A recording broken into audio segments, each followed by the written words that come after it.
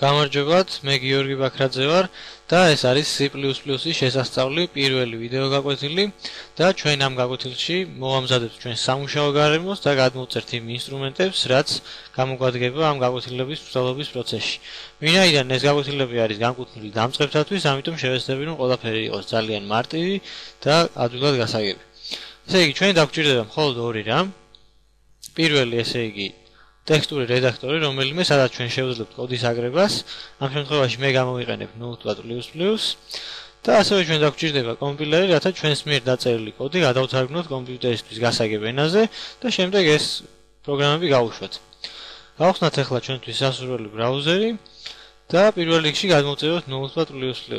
შევიდეთ ამ მისამართზე და დავაჭიროთ download. ამის შემდეგ დავაჭერთ აი აქ download და გადმოწერის შემდეგ თქვენ გექნებათ აი ესეთი ფაილი. გავუშვათ. OK, next, agree, next და install. როგორც ხედავთ, ეს პროცესი ძალიან მარტივია. ამის შემდეგ ჩვენ უნდა გადმოვწეროთ კომპილერი. შევიდეთ ამ საიტზე. გადავიდეთ აი ამ მულზე. ამის შემდეგ მივყვეთ აი ამ მულს და დავაჭიროთ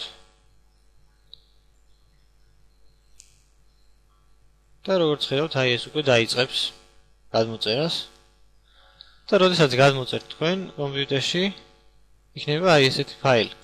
გავუშვათ ახლა ეს next დავაჭიროთ next აქ agree და დაინსტალირეთ აი ამ ფოლდერში C-Mingu, ჩემ შემთხვევაში ესე გამოიყურება და თქვენც ასეთ ფოლდერში დაინსტალირეთ ეს next და აი აქ არ დაგავიწყდეთ რომ მონიშნოთ აი ეს C++-ის კომპილერი next და ბოლოს install. მე არ დავაინსტალირებ, რადგან ეს უკვე მაქვს დაინსტალირებული კომპიუტერში და ახლა ის რა დაგვრჩენია ჩვენ რომ ეს ჩვენი კომპილერი ხელმისაწვდომი იყოს ყველა ფოლდერიდან, ამიტომ გავხსნათ ჩვენ control პანელი, შემდეგ აი აქ მოვძებნოთ system,